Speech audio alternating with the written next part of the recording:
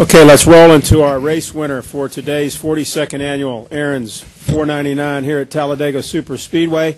And our race winner is Jimmie Johnson.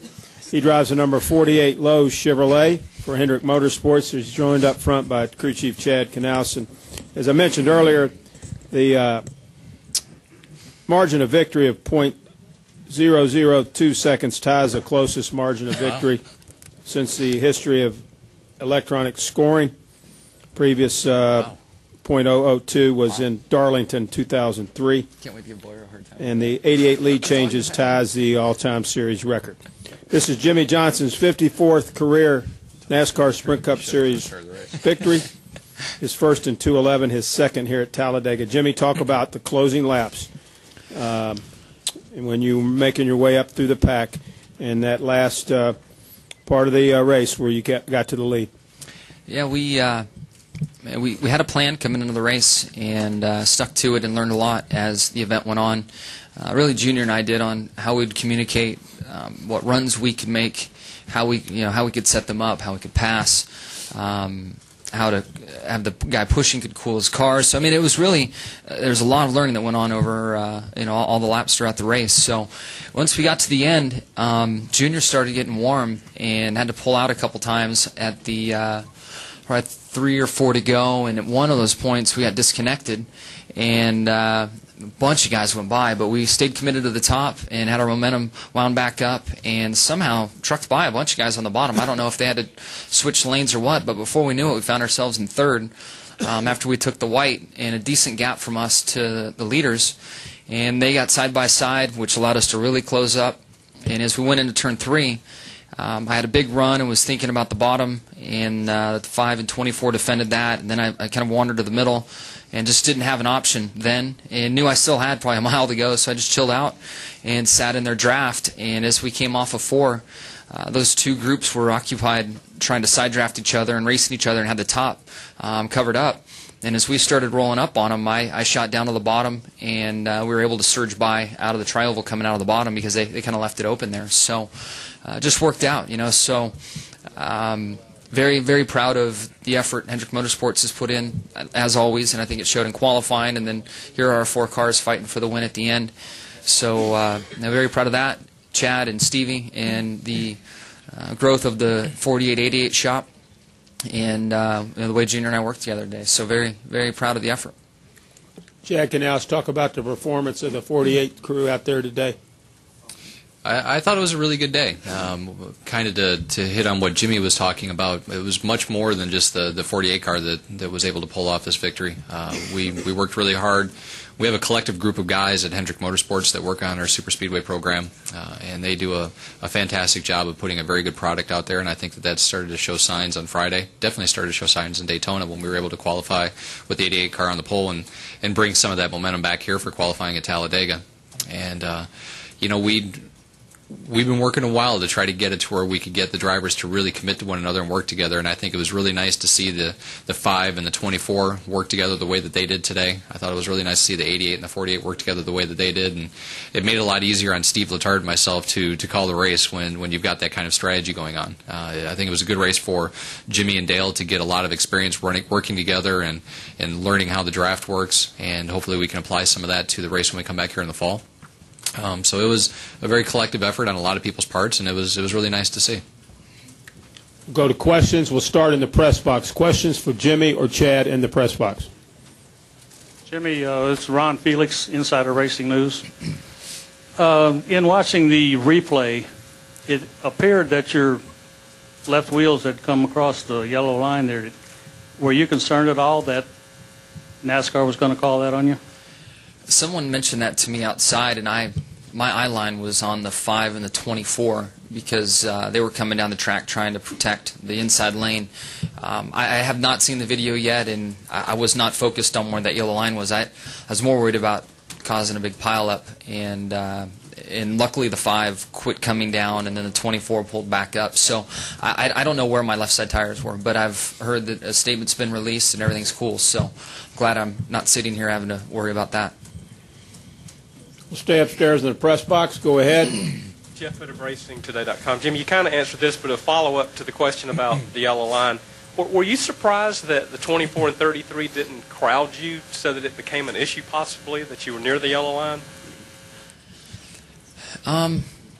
You know, the way it's working with the tandem situation, the spotter calls you in a way that, like, if I'm inside the 5, the 24 thinks that a car is inside of him. So, you know, in some ways, I guess Jeff could have come all the way to the bottom and blocked me, and it may have worked out for him. But you know, as soon as he heard I was inside the 5, I could see the 24 pull back up and maintain his line with the 5 connected to his bumper. So. I don't know. There was so much going on at the end of that thing coming to the stripe. I haven't seen it yet either. Like I mentioned, that I don't know what anybody could have done differently. And you know, when you're 4 wide across the start-finish line, I think it's a pretty damn good race. Stay upstairs. Press box. Go ahead. That's it for the press box. We'll come downstairs. David Newton, do you have a question? Go ahead. Yeah, David Newton, ESPN.com. Is for Jimmie. You pulled up and gave Dale Jr. the checkered flag there at the end. A class move on that. Can you tell us the exchange there and why you did that? It just came to mind, and I handed it to him. He said, "Man, I don't want that." I said, "Well, I got to give you something for the push and working with me." He said, "No, that's what teammates do." So I smiled and I said, "Take the damn flag." So I'll give you the trophy too. He goes, "No, I don't want the trophy. I'll take the flag though." So. Man, he's a riot. You guys scan him all the time, but to be on his channel today and hear he and Stevie and the things he talks about, I had more fun riding around. Can I have his channel more often just to listen? No. I mean, there's some entertaining stuff going on. But on a serious note, you know, he was committed, and as was I, and it showed today. I mean, we were neither one of us were selfish, and we worked as a group. And at the end, he felt like the 48 car leading was faster. We agreed. And now looking back, it could have gone either way. If we were single file, he was in the catbird seat coming to the start-finish line and could have pulled a move like the 29 did to the 1 that we saw here in the fall or the spring, I guess spring, some point. But the way the race unfolded, the leader had the spot, and he pushed me to victory. So I'm just proud of the effort, and hope to do more and work, continue to work like this as the time goes on. Okay, let's go right here. And then we'll go to Embry. Right here, these two. Then we'll come over here to Jerry. Jay Busby, Yahoo Sports.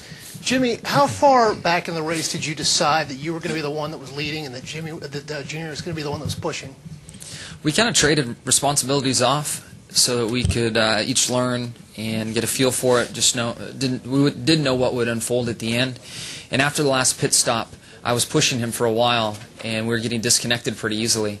And at that point, he just said, "Hey, you need to lead. It's just worked better with you leading." And Chad and Stevie confirmed that our lap times were faster with the 48 car in front of the 88. And we made a swap going into turn 1, and just kind of stayed that way from there on out. Go ahead there, Mike. Mike Hembry, Speed.com. Jimmie, was it fairly evident to you as you crossed the finish line that you had won, or was there some mystery left? There was some mystery. I didn't hear anything on the radio, and the first voice I heard as we went into turn 1 was Junior, and he said something like, "Hell, I think the 48 won."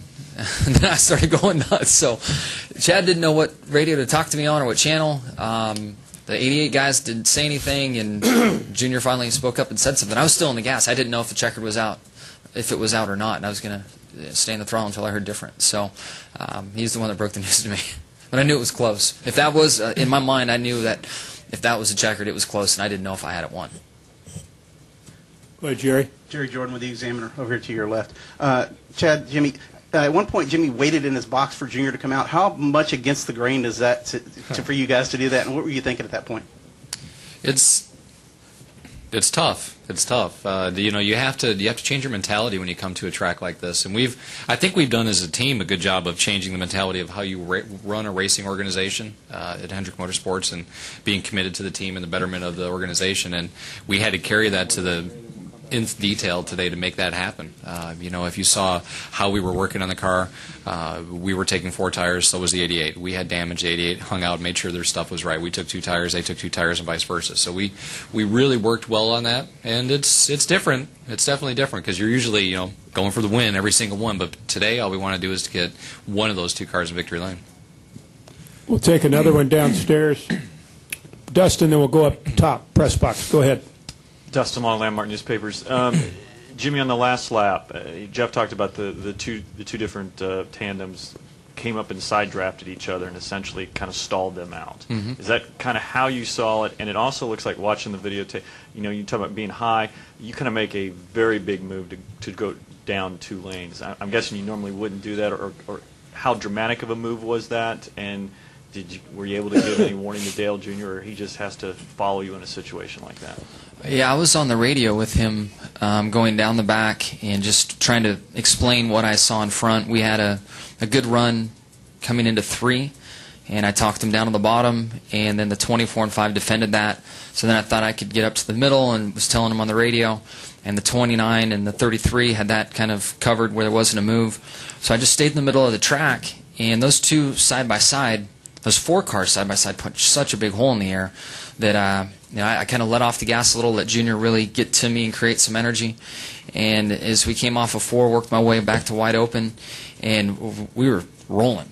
And they, from my perspective, were up there worried about each other side drafting and really stalling each other out. And I had such a run. I just was talking to Junior, and I'm like, low, low, low, low, and off we went and got down there. And the 5 and 24 were trying to defend it, but we just had a little too much speed coming, and were able to get by them. Go upstairs, press box. One for Jimmie, one for Chad. Jimmie, for you, you and Junior obviously worked really well today, but there was a point at Talladega like 6 years ago where he was pretty upset with the way you used to draft.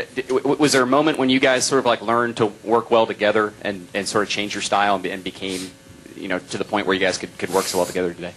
Yeah, I mean, in plate racing, you go out there, and before we couldn't push all the way around the track, but we'd kind of bump on the straights and different things. And I'm learning, coming up through the ranks, learning at the cup level, made some mistakes, and certainly caused some big wrecks here at this track. That that's where one of those comments came from. But as you race and as time goes on, watch the best guys in the business make mistakes and cause big wrecks, and you watch guys that don't have a lot of experience make wrecks, that they end up causing wrecks. So there's really nothing consistent about it, and you're mad at the time, and you leave the track and you go on, and the next time you come back to a plate race, you're mad at someone else and a whole new group of people. I mean, you guys see it week in and week out with the interviews after plate races.